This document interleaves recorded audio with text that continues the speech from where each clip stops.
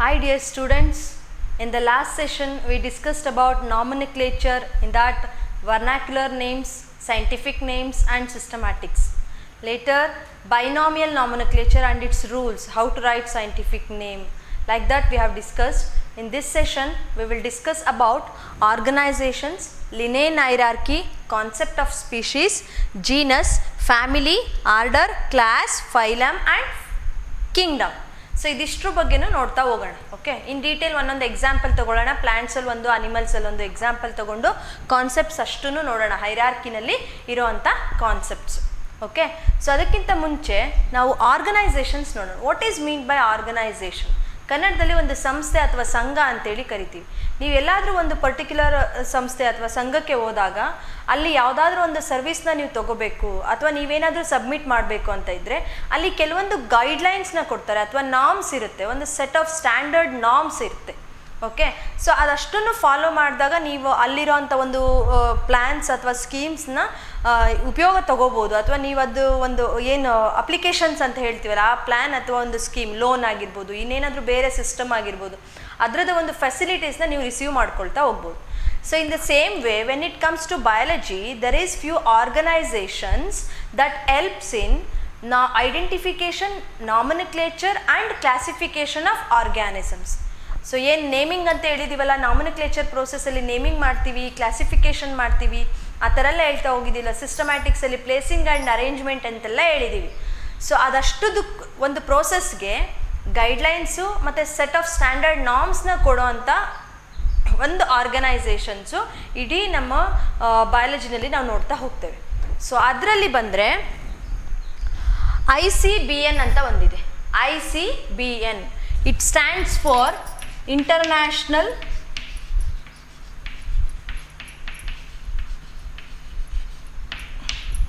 Code for botanical ನಾಮಿನಿಕ್ಲೇಚರ್.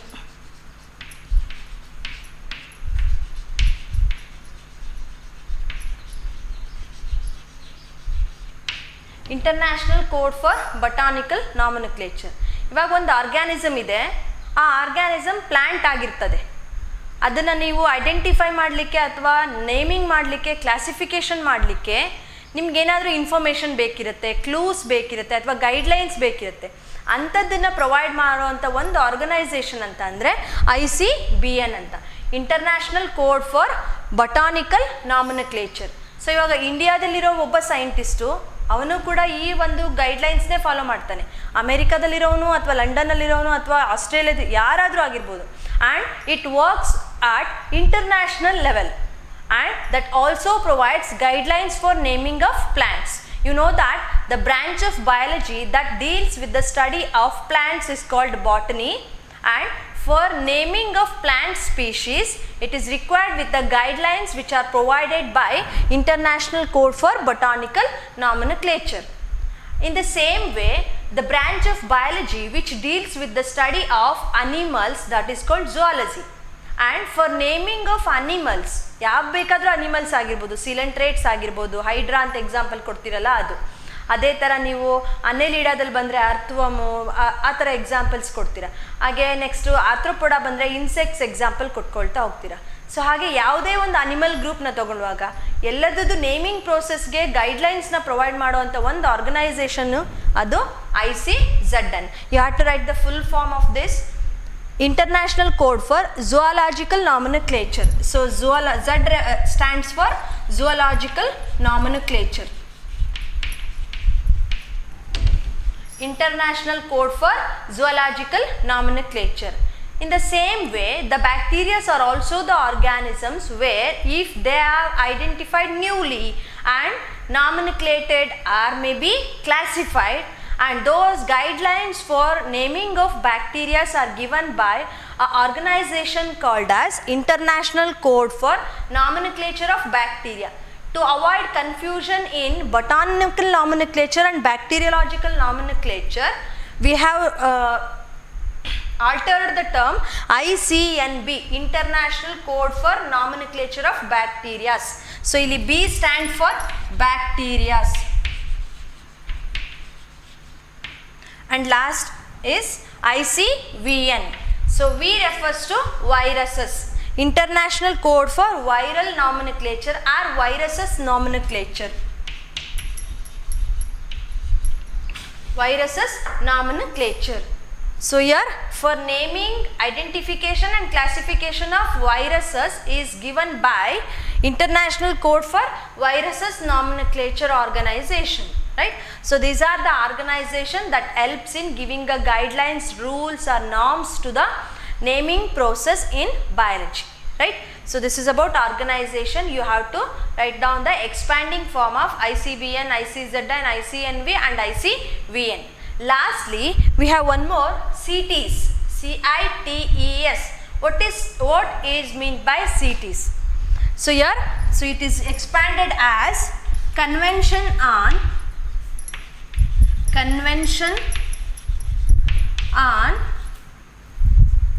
International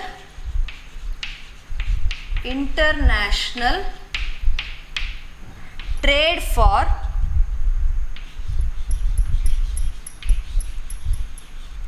Endangered Species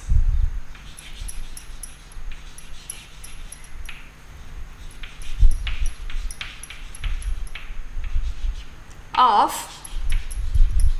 wild flora and fauna.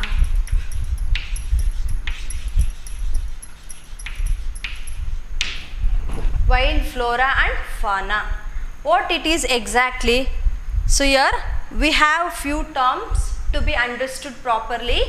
Trade ಅಂದರೆ market ಅಂತ ಹೇಳ್ತೀವಿ, okay, ಮಾರಾಟ ಮಾಡುವಂಥದ್ದು. ಎಂಡೆಂಜರ್ಡ್, ಅಳಿವಿನಂಚು ಅಂತ ಹೇಳ್ತೀವಲ್ಲ, ಕೆಲವೊಂದು ಪ್ರಾಣಿಗಳು ಇನ್ನೊಂದು ಬೆರಳೆಣಿಕೆ ಎಷ್ಟಿದ್ದಾವೆ ಅವು ಇಲ್ಲ ಅಂತಂದರೆ ಅವೇನಾದರೂ ಸತ್ತೋದ್ವು ಅಂತ ಅಂದರೆ ಮುಂದೆ ಆ ಥರದ ಆರ್ಗ್ಯಾನಿಸಮ್ಸೇ ಭೂಮಿ ಮೇಲೆ ಇರೋದಿಲ್ಲ, ಅಂಥವನ್ನ ಎಂಡೆಂಜರ್ಡ್ ಆರ್ಗ್ಯಾನಿಸಮ್ಸ್ ಅಂತ ಕರಿತೀವಿ. ಹಾಗೆ next wild, you know that domestic and wild, difference between wild and domestic.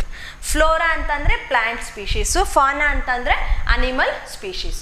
So ಇವಾಗ ಅಟ್ ಪ್ರೆಸೆಂಟ್ ಕಂಡೀಷನಲ್ಲಿ ಹ್ಯೂಮನ್ ಡೀಡ್ಸ್ನ ಫುಲ್ಫಿಲ್ ಮಾಡ್ಕೊಳ್ಳಿಕ್ಕೆ ಅಥವಾ ಅವರ ಲಕ್ನ ಟೆಸ್ಟ್ ಮಾಡ್ಕೊಳ್ಳಿಕ್ಕೆ ಅಂತೇಳಿ ಈ ಮಣ್ಣಾವು ಅಂತ ಕರಿತೇವೆ, ಅಥವಾ ಪ್ಯಾಂಥರ್ ಅಂತ,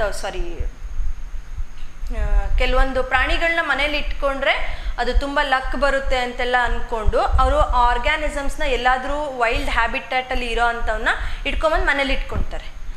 ಸೊ ಅದರಿಂದ ಅವರಿಗೆ ಲಕ್ ಬರುತ್ತೆ ಅನ್ನೋ ಅವ್ರದ್ದೊಂದು ಮೂಢನಂಬಿಕೆ ಆಗಿರುತ್ತೆ, ಬ್ಲೈಂಡ್ ಬಿಲೀಫ್ ಆಗಿರುತ್ತೆ.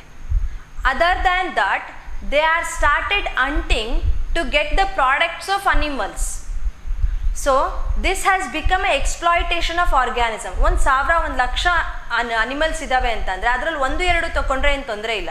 ಈಗ 100, 1,000, 10,000 ಅನಿಮಲ್ಸ್ ಇದ್ದಾವೆ ಅಂತ ಅಂದಾಗ ನಾವು ಒಂದು ತುಂಬ ಚೆನ್ನಾಗಿ ಕನ್ಸರ್ವ್ ಮಾಡ್ಕೊಳ್ತಾ ಬರಬೇಕು. And to help we have to help the next generation to identify those organisms which are present in our generation.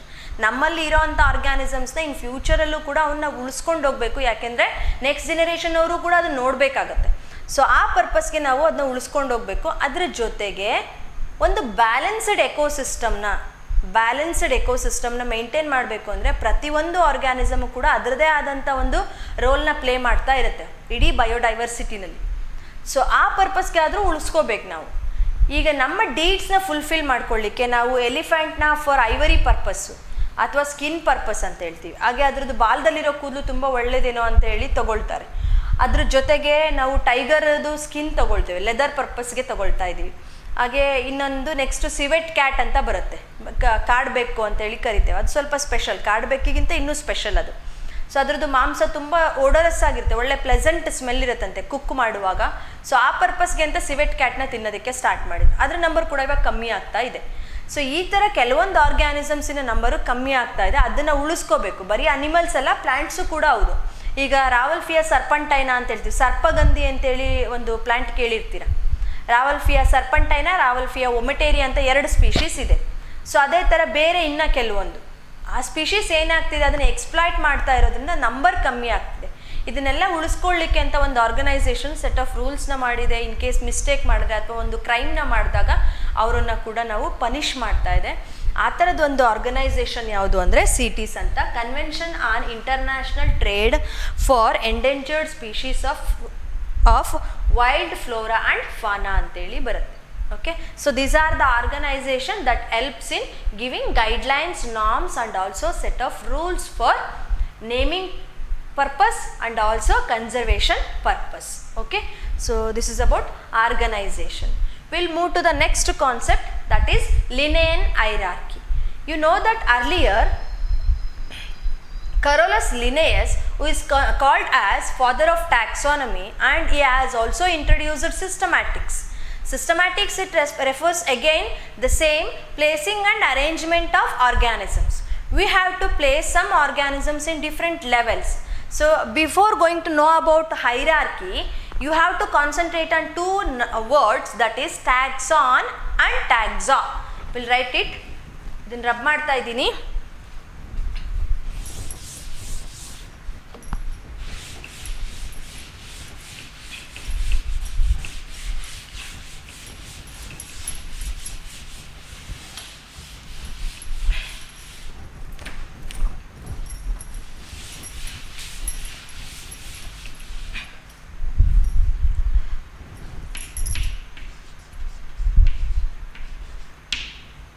So taxon is a singular form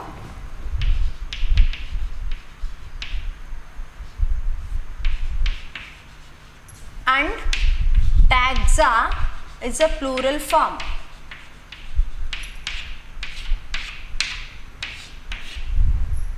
Taxon and taxa.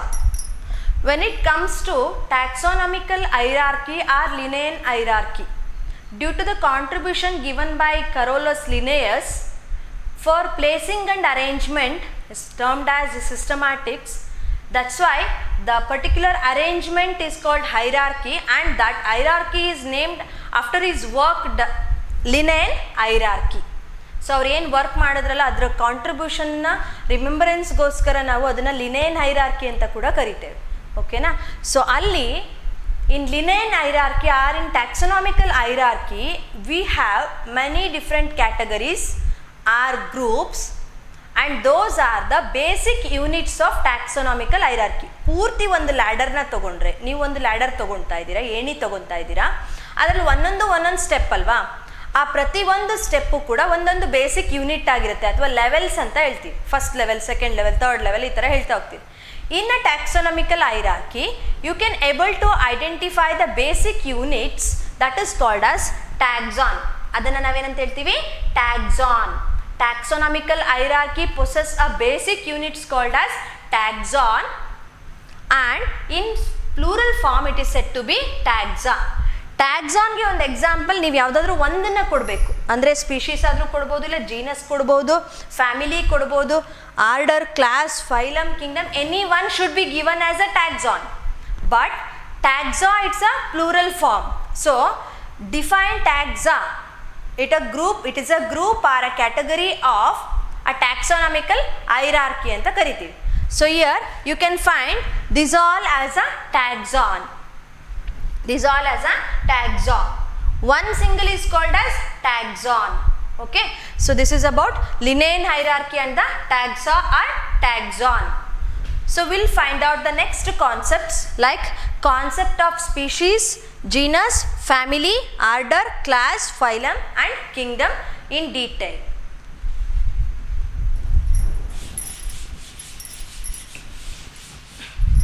First is concept of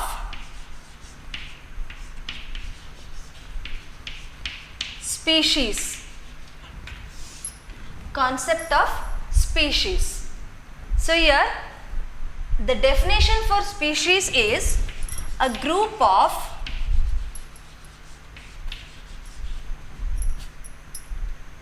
closely related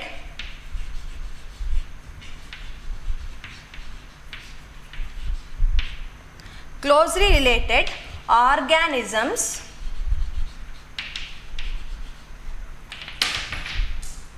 which are capable of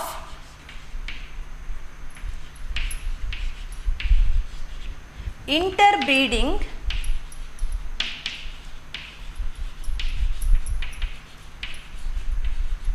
and producing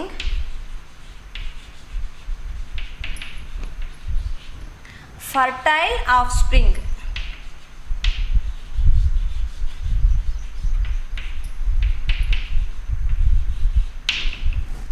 So this is a definition for species.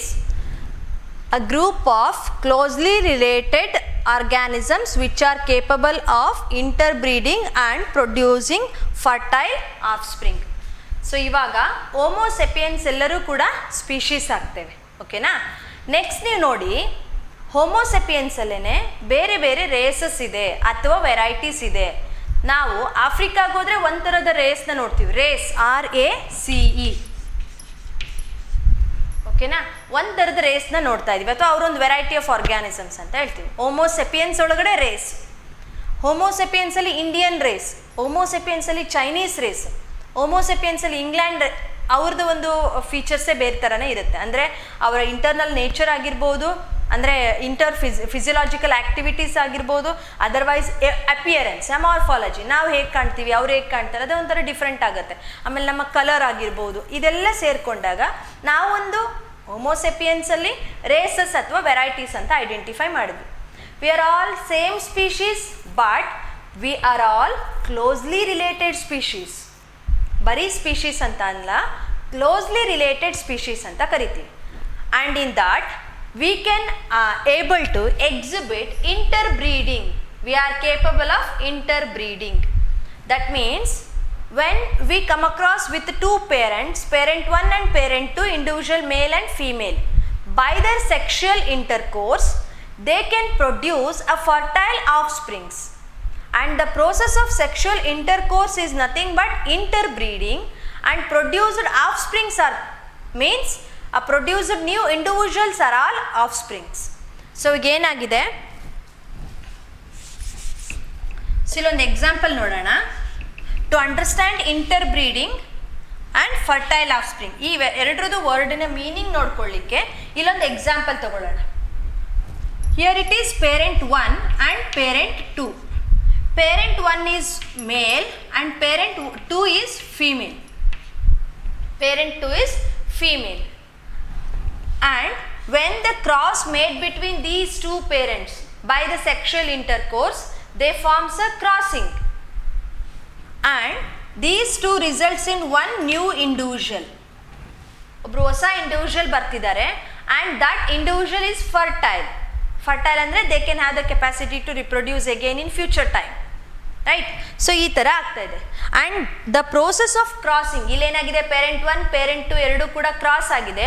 And this process is called as interbreeding. And they produced one individual, ಹೊಸ individual ಬಂದಿದೆ. And that individual is having the capacity to reproduce in future time, and that is called as fertile offspring.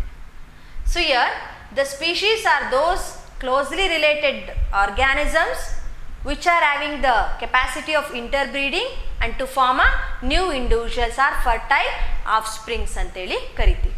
So examples ನೋಡೋಣ. ಹೋಮೋಸೆಪಿಯನ್ಸಲ್ಲಿ ನೋಡಿದ್ದೀರಾ, races ಆಯಿತು. And next ಟೈಗರಲ್ಲಿ ನೋಡಿ. ಟೈಗರಲ್ಲಿ ಬಂದಾಗ ನೀವು, ಟೈಗರಲ್ಲಿ species ಯಾವ್ಯಾವುದಿದೆ, Sundarbans ಇದೆ, white tigers ಇದೆ, ಆಮೇಲೆ ಇದು ಬೆಂಗಾಲಿಯನ್ ಟೈಗರ್ಸ್ ಇದೆ. ಹಾಗೆ ನೀವು ನೆಕ್ಸ್ಟು ನಾರ್ತ್ ಏಷ್ಯಾಗೆ ಹೋದರೆ ಅಲ್ಲೊಂದಷ್ಟು ಟೈಗರ್ ಸ್ಪೀಶೀಸ್ ಸಿಗುತ್ತೆ. Totally 6 different species of tigers are there in single Panthera tigris ಅಂತ ಹೇಳಿದ್ದೀರಾ, ಅದರಲ್ಲಿ ಮತ್ತೆ ಬೇರೆ ಬೇರೆ ಸ್ಪೀಶೀಸು ಬರ್ತಾ ಇದೆ. Those are all closely related species and they can form interbreeding. We can not make a breeding practice with other individual, but here one example is there.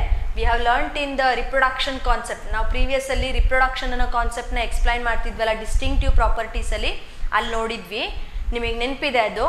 Donkey and mule, donkey and mule ನೆನಪಾಯ್ತಾ? Horse ಮತ್ತು ಡಾಂಕಿನ ತಗೊಂಡಾಗ mule ಅನ್ನೋ ಒಂದು organism ಬಂದಿತ್ತು, ಅದು infertile ಅಂತ ಹೇಳಿದ್ದೆ ನಾನು ನಿಮಗೆ. ಡಾಂಕಿ ಮತ್ತು ಹಾರ್ಸ್ ಇವೆರಡು ಕ್ಲೋಸ್ಲಿ ರಿಲೇಟೆಡ್ ಸ್ಪೀಶೀಸೇ, but that produces infertile offspring ಅಂತಲೂ ಹೇಳ್ತೀವಿ. But you are going to find out the process of interbreeding and formation of new offspring. ಅರ್ಥ ಆಯ್ತಾ? So this is about species. Understood? In the next we'll take up the next concept of genus. Write the definition first by pausing the video.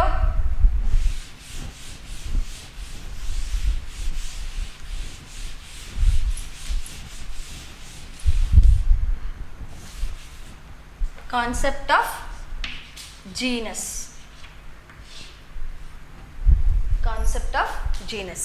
Definition for concept of genus is a group of two or three closely related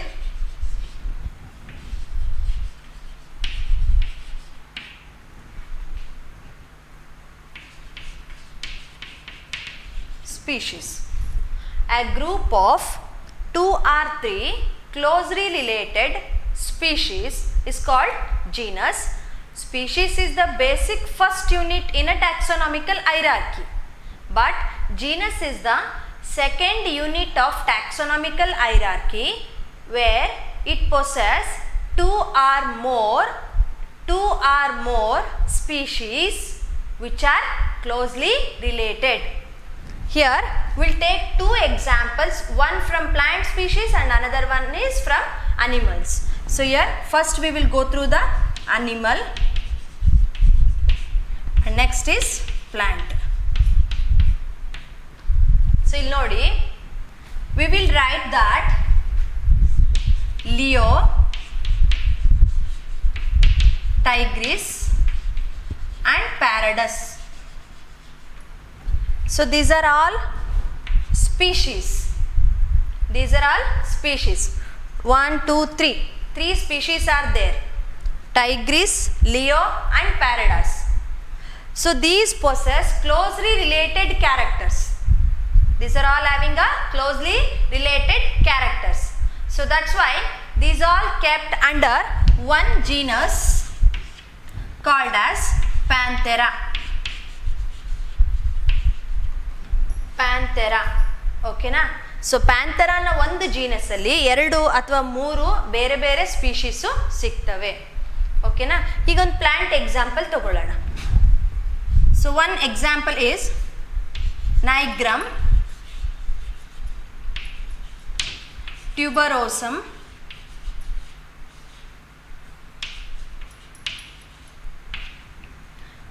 and Datura. So these are species in which they falls into the same genus of Solanum. So ಈ ಮೂರು ಕೂಡ ಒಂದೇ ತರದ species ಅಲ್ವಾ, closely related species, but these all comes to a one genus called as Solanum.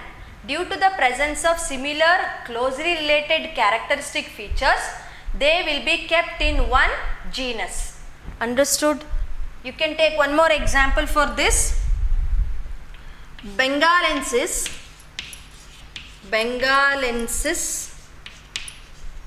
and one more example is Religiosa. ಇವೆಲ್ಲ ಯಾವ ಮರಗಳು ಅಥವಾ ಯಾವ ಪ್ರಾಣಿಗಳು ಅಂತ ಕೇಳಬೇಡಿ. ಬೆಂಗಾಲೆನ್ಸಿಸ್ ಅಂತ ಅಂದರೆ ಬನಿಯಾನ್ ಟ್ರೀನ ಒಂದು ಸ್ಪೀಶೀಸ್. ಅರ್ಥ ಆಯ್ತಾ? ಬನಿಯಾನ್ ಅಂದರೆ ಆಲದ ಮರ ಅಂತ ಹೇಳಿ, ಆಯ್ತಾ? ನೆಕ್ಸ್ಟು ರಿಲಿಜಿಯೋಸಾ, ಪೀಪಲ್ ಟ್ರೀ ಅಂತ ಕರಿತೀವಲ್ಲ, ಅರಳಿ ಮರ ಅಂತ ಹೇಳ್ತೀವಲ್ಲ ಅದು.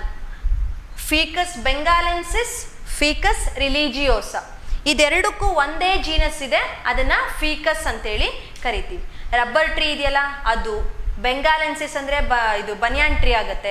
ಪೀಪಲ್ ಟ್ರೀ ಅರಳಿ ಮರ ಅದು ರಿಲಿಜಿಯೋಸಾ ಅಂತೇಳಿ ಅದರ scientific name, species name.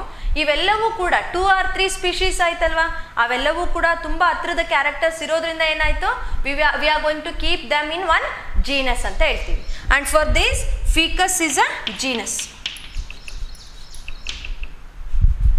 Ficus is a genus for Bengalensis and Religiosa. Solanum is a genus for 2 or 3 species like Solanum nigrum, Solanum tuberosum and Solanum datura. ಇಲ್ಲಿ ನೋಡಿದ್ರೆ ಪ್ಯಾಂಥೆರಾ ಲಿಯೋ, ಪ್ಯಾಂಥೆರಾ ಟೈಗ್ರಿಸ್ ಅಂಡ್ ಪ್ಯಾಂಥೆರಾ ಪ್ಯಾರಡಸ್. ಇನ್ನೊಂದು examples ಕೊಡೋಣ ಅಂತ ಅಂದರೆ ಅಸಿನಸ್, ಡಾಂಕಿಗೆ scientific species name. ಹಾಗೆ ಕ್ಯಾಬಾಲಸ್ ಅದು ಹಾರ್ಸಿನ scientific species name ಆಯಿತಾ. Zebra ಅದು scientific species name for zebra. ಈ ಮೂರು ಕೂಡ ಒಂದು ಕ್ಲೋಸ್ಲಿ ರಿಲೇಟೆಡ್ ಕ್ಯಾರೆಕ್ಟರ್ಸ್ ಇಟ್ಕೊಂಡಿರೋದ್ರಿಂದ ಅವನ್ನ ಒಂದು ಜೀನಸ್ಸಿಗೆ ಹಾಕ್ಕೊಳ್ತಾ ಇದ್ದೀವಿ. That is called as equals ಅಂತ ಹೇಳ್ತೀವಿ. ಅರ್ಥ ಆಗಿದೆ ಅಲ್ಲ ಇದು? ಸ್ಪೀಶೀಸ್ ಅಂತ ಬಂದಾಗ ಅವಕ್ಕೆಲ್ಲವೂ ತುಂಬ ಕ್ಲೋಸ್ ರಿಲೇಷನ್ ಇರುತ್ತೆ, ಆಮೇಲೆ ಅದಕ್ಕೆ ಇಂಟರ್ಬ್ರೀಡಿಂಗ್ ಕೆಪಾಸಿಟಿ ಇರುತ್ತೆ. ಬಟ್ ನೆಕ್ಸ್ಟ್ ಜೀನಸ್ ಅಂತ ಬಂದಾಗ those are all closely related species, but they are falling in to the next genus, same ಜೀನಸ್ಸಿಗೆ ಬರ್ತಾ ಹೋಗ್ತದೆ. ಓಕೆನಾ? So this is about genus. Will take up the next one family. ಬರ್ಕೊಳ್ಳಿ ಇದನ್ನು. ಒಂದು animal ಮತ್ತು ಪ್ಲಾಂಟ್ ಎಕ್ಸಾಂಪಲ್ ಇತ್ತು ಅಂದರೆ ಜೀನಸ್ ಬಗ್ಗೆ ತುಂಬ ಚೆನ್ನಾಗಿ ಅರ್ಥ ಆಗುತ್ತೆ. ಇದರಲ್ಲಿ CET ಕ್ವಶನ್ಸ್ ಹೇಗೆ ಬರುತ್ತೆ ಅಂತ ಅಂದರೆ ಅಲ್ಲಿ ಎಲ್ಲವನ್ನೂ ಸ್ಪೀಶೀಸ್ ನೇಮ್ ಹಾಕಿರ್ತಾರೆ, ಇದರಲ್ಲಿ ಯಾವುದೋ ಒಂದು ಜೀನಸ್ ನೇಮ್ನ ರಿಮೂವ್ ಮಾಡಿ ಅಂತ ಕೇಳ್ತಾರೆ. ಆಗ ನೀವು ತುಂಬ ಕ್ಲಿಯರಾಗಿ ನೆನ್ಪಿಟ್ಕೊಳ್ಳಿ ಮಕ್ಕಳ, ಏನಂದರೆ ನೀವು ಜೀನಸ್ಸು ಸ್ಪೀಶೀಸ್ ನೇಮ್ನ CET ಕ್ವಶನ್ಸಲ್ಲಿ ಆನ್ಸರ್ ಮಾಡುವಾಗ ಸ್ಪೀಶೀಸ್ ನೇಮ್ ಏನಾದ್ರು ಕೊಟ್ಟಿದ್ದಾರೆ ಅಂದರೆ ಅದರಲ್ಲಿ ಫಸ್ಟ್ ಲೆಟರ್ ಯಾವಾಗಲೂ ಸ್ಮಾಲ್ ಇರುತ್ತೆ, ಜೀನಸ್ಸಿಂದು ಕ್ಯಾಪಿಟಲ್ ಲೆಟರಿಂದ ಸ್ಟಾರ್ಟ್ ಆಗಿರುತ್ತೆ. ಅದು ಒಂದು ಐಡಿಯಾ. ಆಮೇಲೆ ಅದ್ರದ್ದು ಬರೆಯುವಾಗ ನೀವು ಒಂದಷ್ಟು ಗ್ಯಾಪ್ ಕೊಡ್ತಾ ಹೋಗ್ತೀವಿ ಸ್ಪೀಶೀಸ್ ನೇಮ್ಗೂ ಜೀನಸ್ ನೇಮ್ಗೂ. ಆಮೇಲೆ ನೆಕ್ಸ್ಟ್ ಇದರಲ್ಲಿ ಯಾವ್ದಾದ್ರು ಒಂದು ಫ್ಯಾಮಿಲಿ ಅಂತ ಹೇಳ್ಬೋದು. ಸೊ ಆ ಫ್ಯಾಮಿಲಿಗೆ ಬಂದಾಗ ಎಗೈನ್ ಸೇಮ್ ಜೀನಸ್ ನೇಮ್ ಇರುತ್ತೆ, ಸ್ಪೀಶೀಸ್ ನೇಮ್ ಎಲ್ಲ ಚೇಂಜ್ ಆಗ್ತಾ ಹೋಗುತ್ತೆ. ಸೊ ಈ ಥರ ಕ್ವಶನ್ಸ್ ಬರ್ತಾ ಹೋಗುತ್ತೆ. When you are going to come for a regular classes we will discuss about the CET concept for this chapter. Okay, so about the concept of genus you have all got understood. Will move to the next concept, family.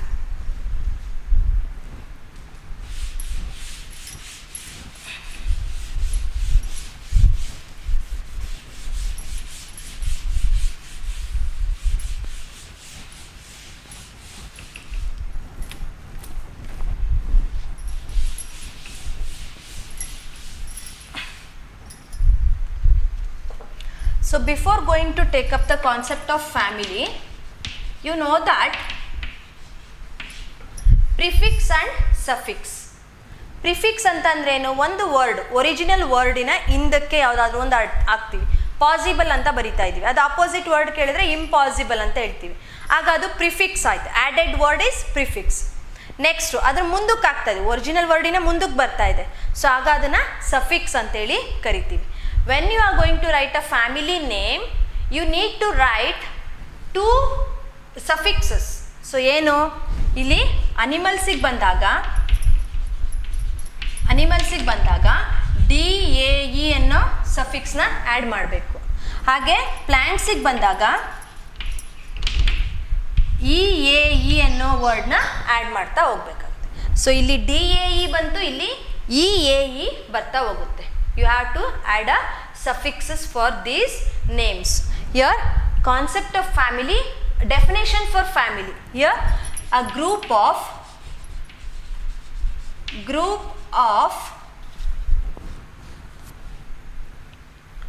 2 or more species, genus